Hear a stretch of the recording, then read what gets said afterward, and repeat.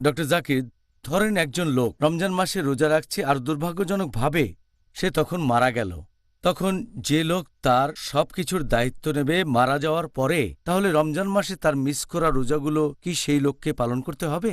এমন কারো কথা যদি বলেন যে মারা গেছে, সে মারা গেলে তার সমস্ত কাজও শেষ হয়ে যায়। একটা হাদিস আছে নবী মোহাম্মদ সাল্লাল্লাহু আলাইহি ওয়াসাল্লামের, এটা আছে সহিহ মুসলিমে, খণ্ড নম্বর 2, বুক অব ওয়াসিয়া, হাদিস নাম্বার 4005।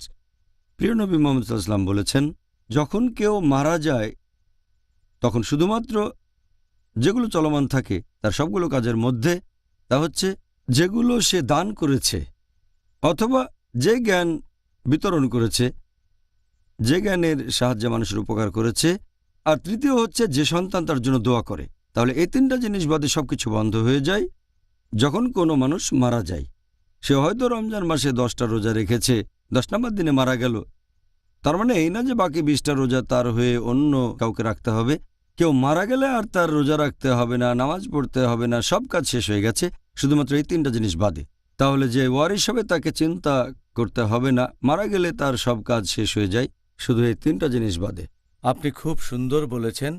ডক্টর জাকির, ধরেন একজন লোক মারা গেল, এখন মারা যাওয়ার আগে মানত করেছিল যে কয়েকটা রোজা রাখবে। সে যতদিন রোজা রাখতে চেয়েছিল ঠিক ততজন মানুষ কি তার হয়ে সেই রোজাগুলো পালন করতে পারবে? যদি এমন কারো কথা বলেন যে মারা গেছে আর সে মানত করেছিল যে আমি এতগুলো রোজা রাখব, এখানে আমরা ধরে নিই একজন লোক বলেছিল যে সে রোজা রাখবে 30 দিন ধরে মানত করেছিল, আর মানত পূরণ না করে সে মারা গেল। এখন এই পরিস্থিতিতে একজন লোক 30টা রোজা রাখবে নাকি 30 জনে একদিনে সে রোজাগুলো করতে পারবে? এর উত্তর আছে একটা হাদিসে, এটা সহিহ বুখারীতে, খণ্ড নম্বর 3, বুক অব ফাস্টিং, অধ্যায় নম্বর 42।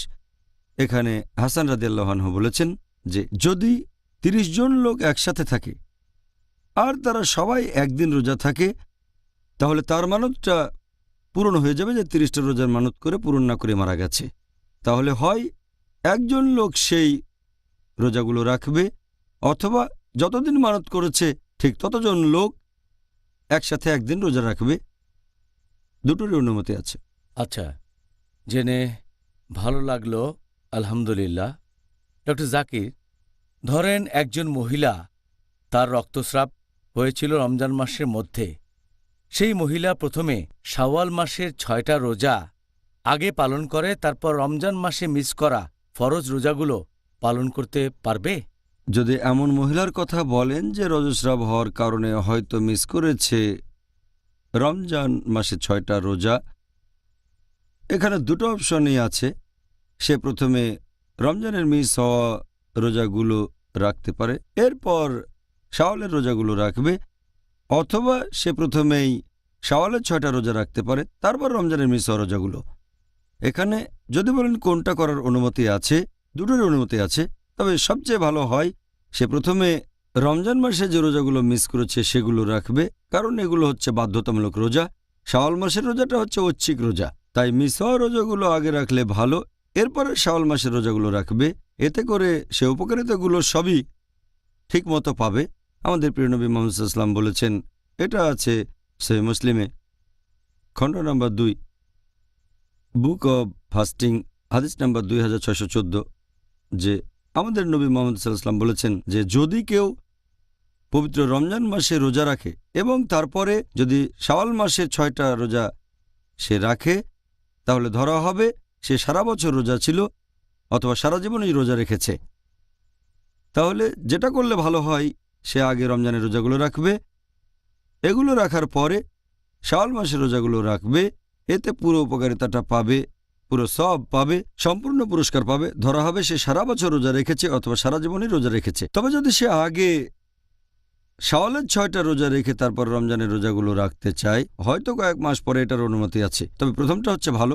অথবা আরও একটা অপশন আছে যে সে নিয়ত করবে রমজান মাসে যে রোজাগুলো মিস করেছে সেগুলো রাখবে, আর একই সাথে সে শাওয়াল মাসের রোজাগুলো নিয়ত করবে দুটোই একসাথে, আর ইনশাআল্লাহ আল্লাহ তাকে দুটোরই পুরস্কার দেবেন। জাজাকাল্লাহ খায়ের। এর তোর জন্য ডক্টর জাকির, ধরেন একজন লোক কাজা রোজা পালন করছে, এখন সে কি রোজাগুলো পরপর রাখবে নাকি যে কোনো সময়? যদি কেউ রমজান মাসের রোজা মিস করে আর পরে কাজা রোজা রাখতে চায়, এখানে মতামত দুটো। বিশেষজ্ঞগণ দুই দলে বিভক্ত। একদল বিশেষজ্ঞ বলেন যে এগুলো রাখতে হবে একসাথে। এটার ভিত্তি একটা হাদিস যেটা আছে আল বাইহাক্কি এবং দারাল কাতনিতে। এখানে বলা হয়েছে যে যদি কেউ রমজান মাসের রোজা মিস করে তাকে সেই রোজাগুলো রাখতে হবে একসাথে। তবে এটা একটা জয়ীফ হাদিস, মানে দুর্বল হাদিস। আরও একটা হাদিস, এটা আছে দারাল কাতনিতে, বলা হয়েছে যে যদি কোনো লোক কাজা রোজা রাখে সেগুলো রাখতে পারে একসাথে অথবা আলাদা আলাদা যেভাবে তার পছন্দ। তাহলে সঠিক নিয়মটা হচ্ছে যে দুটো অপশনের অনুমতি আছে, যেভাবে চান সেভাবে রাখতে পারেন। কারণ কোরআনের আয়াত বলছে সূরা বাকারা অধ্যায় নম্বর 2 আয়াত নম্বর 184 যে কোনো লোক যদি অসুস্থ থাকে, হয়তো অসুস্থ অথবা সে ভ্রমণ করছে, তাহলে সে সেই সময় রোজাগুলো রাখতে পারে, পরে যে কোনো এক সময়, রমজান মাসের পরে যে কোনো সময় সে রাখতে পারে।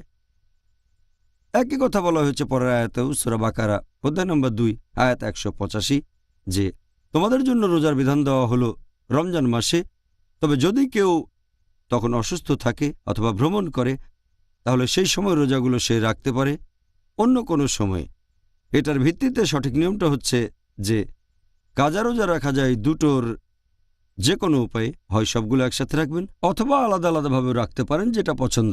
এমন কোনো হাদিস নেই যেটা পুরোপুরি সহি আর যেখানে নবী বলেছেন কাজা রোজা কিভাবে রাখতে হবে অথবা নবী কিভাবে রেখেছেন সেটাও কোথাও বলা হয়নি।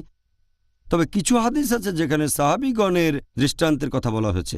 এরকম একটা বলেছেন ইবনে আব্বাস রাদিয়াল্লাহু আনহু, আছে সহিহ বুখারীতে খণ্ড নম্বর 3 বুক অব ফাস্টিং অধ্যায় নম্বর 40। ইবনে আব্বাস রাদিয়াল্লাহু আনহু বলেছেন যে যদি কেউ রমজান মাসের রোজা মিস করে সে চাইলে কাজা রোজাগুলো আলাদাভাবে রাখতে পারে। এরকম আরেকটা হাদিস দারাল কাতনিতে বলেছেন আবু হুরায়রা রাদিয়াল্লাহু আনহু, তিনি বলেছেন যে যদি কেউ রমজান মাসে মিস করা রোজাগুলো পরে রাখতে চায় সে চাইলে এই রোজাগুলো একসাথে রাখতে পারে। তাহলে সঠিক নিয়মটা হচ্ছে যে কাজা রোজা রাখা যায় একসাথে যদি কেউ রাখতে চায়। 15টা রোজা মিস করলে সেই রোজাগুলো রাখতে পারে একসাথে অথবা রাখতে পারে আলাদাভাবে, সপ্তাহে একটা অথবা 1 মাস বা 2 সপ্তাহে একটা রোজা, যেভাবে সে রাখতে চায়। আচ্ছা, উত্তরের জন্য ধন্যবাদ।